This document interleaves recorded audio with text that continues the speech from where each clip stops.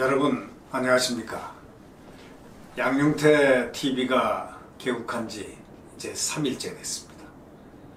오늘 제목은 자유한국당 참 안타깝다, 이런 제목으로 자유한국당을 위한 제언을 하고자 합니다.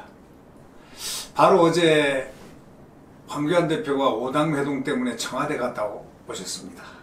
과연 5당 회동이 한국당에 무슨 도움이 되었을까? 그것은 나중에 한번 분석해 보기로 하고, 오늘 현재 자유한국당을 위한 제언을 말씀드리고자 합니다. 지금 자유한국당의 지지율은 정체인 늪에서 헤어나지 못하고 있는 상태입니다. 대한민국의 헌법적 정체성으로부터 위협을 받고 훼손되고 있는 이 절체절명의 중대한 시대에 그래도 국민의 희망인 자유한국당은 마치 자기 체면에 걸려 당연히 다음 총선에는 저절로 이길 것이라는 착각 속에 혹시 헤매고 있는 것이 아닌가, 그런 느낌이 들고 그런 이야기들이 있어서 경고하는 뜻에서 말씀을 드리는 거죠. 한국당 때문에 참으로 안타까워하는 국민들이 참 많습니다. 막연한 승리감은 10중 8구 참패로 이어지는 경우가 허다했음을 잘 알고 있는 국민들이기 때문입니다. 이런 식으로 가다가는 자유한국당은 다음 4월 총선에서 참패하지는 않을까, 그 두려운 마음에서 이런 말씀들을 올리는 거죠. 이렇게 나약한 정당이 드세고 찔기고 선동선저술에 능한 좌파들의 공세를 과연 이겨낼 수 있겠습니까? 하는 그런 노심초사입니다. 시간이 흐르면 흐를수록 문재인 대통령이 더욱 실정을 할 것입니다. 실정이 되면은 문재인 대통령 곁에서 돌아설 거고, 그렇게 되면 자동적으로 한국당이 총선에서 승리할 것이라는 그런 생각을 혹시나 하고 있는 것이 아닌지 해서 안타까운 마음에서 기우에서 그런 말씀을 들어보는 거죠. 절대로 자유한국당은 착각 중에 큰 착각을 해서는 안 됩니다. 그것은 바로 자고로 좌파들은 선전선동술과 기만술 그리고 이간술에 능수능란한 정치공학 기술자들입니다. 현재 상태를 진단해 보건대 민주당 지지자들을 빼고는 이미 국민들의 마음은 문재인 정권의 어떤 일방통행식 정책 때문에 민생경제가 지금 굉장히 나빠지기 시작했다고 생각하고 있고, 또 좌파 정권이라는 그러한 타이틀이 대한민국의 국가 정체성과 국군의 안보 가치를 상당 부분 훼손시키고 있지 않나 하는 그런 생각들을 하고 있는 경향이 있기 때문에 이 대한민국의 헌법적 가치를 지닌 야당에 대한 지지를 하고 싶어하는 경우가 바로 지금 이 시대의 국민적 욕구이기도 합니다. 그럼에도 불구하고 국민들은 한국당이 변화하지 못한 구태의연한 모습에 실망과 좌절을 느끼고 있다는 바로 그러한 사실을 한국당 지도부는 아직도 이 엄중한 상황을 인지하지 못한 것이 아닌가 하는 그런 느낌을 지울 수가 없습니다. 더불어민주당은 야당복을 확실하게 타고났다, 뭐 이렇게 한국당을 조롱하는 말소리도 이것저것에 들립니다. 이 또한 창피한 일이 아닙니까? 투쟁력도 약하고 인적 쇄신도 없고 내부의 혁신적인 변화도 없고, 또한 자기 희생으로 당력을 높일 당직자들이 보이지 않는다는 것, 지금 자유한국당의 비극입니다.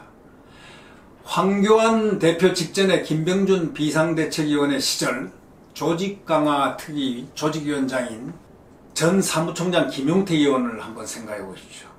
그분은 자기의 목을 내놓겠다고 선언하고 나의 목을 먼저 치라고 하면서 자기 희생의 규범을 먼저 보였습니다. 김용태 의원 같은 자기 당 쇄신을 위하여 희생하는 모습이 지금 황교안 대표 시대에는 전혀 보이지가 않습니다. 친박 비박 싸움의 잔류들이, 자네들이 깨끗하게 하나로 정리되지 않은 채 혼돈 속에서 지금 내연하고 있는 야당 한국당을 바라보는 민주당은 그 얼마나 속으로 기뻐하겠습니까? 지금 친박, 비박이라고 하면 국민들이 아주 지겨워합니다. 고개를 절레절레 흔듭니다. 이제 친박이란 말, 비박이란 말이 싹 사라져야 합니다. 왜 아무 소득도 없는 청와대 오자회담에 그렇게 순진하게 응했는지요?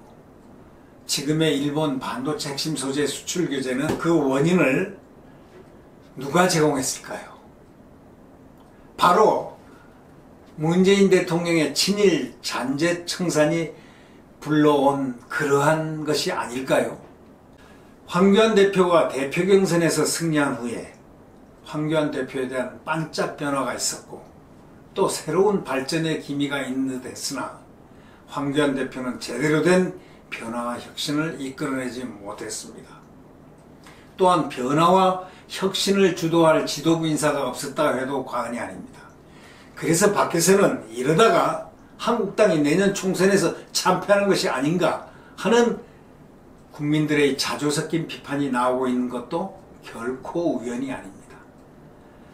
한국당 내부에서는 이대로 가면은 내년 선거에 반드시 이긴다는 필승론이 지배적인 것 같아 말입니다. 필승론, 그것은 필승론이지 필승이 아닙니다. 정당의 말기암 증세 중에 가장 유치하고 치졸한 것은 자리다툼을 외부로 노출시키는 것입니다. 최근에 국회 상임위원장 자리를 놓고 벌어졌던 속칭 감투싸움, 국민들의 눈살을 찌푸리기에 충분했습니다. 왜 그것이 언론을 통해서 밖으로 노출이 됩니까? 특히 한국당 소속은 국토위원장 그 자리, 애초에 자리를 1년씩 나눠 맡기로 해놓았으면 1년씩 하면 될 것을 현재 국토위원장인 한국당 모 의원이 당초 약속을 깨고 사퇴를 안 하겠다고 하면서 이번 투쟁까지 벌였다는 그러한 것이 언론을 통해서 나왔습니다. 또 상임위원장급의 국회의원이 무슨 상임위원장이 금수레이길래 1년 더 하겠다고 때를 쓰고 억지를 부리고 그렇게 해야만 되겠습니까? 물론 그 해당 의원은 윤리에 해부됐다고 하는데 이거는 윤리의 해부감이 아니라 출당 조치감입니다. 또한 상임위원장의 자리를 놓고 집안싸움이 벌어졌고 그러한 와중에 친박이니 친박 챙겨주니 비박 내쫓으려 한다느니 이런 등등의 소위 친박 비박이란 말이 또 나왔습니다. 이런 말은 듣기에도 지겹고 듣기 싫은 그러한 단어입니다. 국민들은 친박 비박만 나오면 고개를 돌립니다. 이제 그런 말이 당내에서 나와서는 안 됩니다.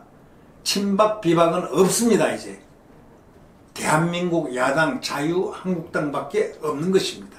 이러한 친박 비박의 논쟁을 벌이는 모습이 재현된다면 이것은 한국당의 굉장한 비극이 되어 돌아올 것입니다. 나라와 당의 운명이 풍잔등화 앞에 서 있는데 필요한 것은 애국심과 결기가 수권 야당에 있어야 한다는 바로 그런 사실입니다. 만약 이것이 없다면 한국당에 대한 지지를 철회하는 가능성도 꽤나 있겠죠. 황교안 대표는 과감한 인적 쇄신 프로젝트를 가동하여 강력한 리더십을 창출해야 될 것입니다.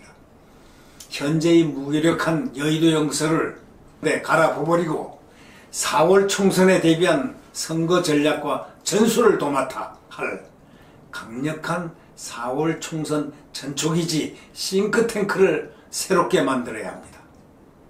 예를 들어서 말씀드린 겁니다. 전국의 각 분야별로 유능한 인재들이 많이 산재되어 있습니다. 이분들을 수에 관계없이 양적으로 관계없이 여의도 연구소 개건연구원으로 임명하여 각 분야별 총선 체제를 완성함으로써 내년 4월 총선을 승리로 이끌어가야 된다고 저는 생각해 봅니다. 지금 필요한 것은 무엇보다 황교안 대표의 강력한 리더십이 요구되는 긴박한 시대 상황입니다. 감사합니다.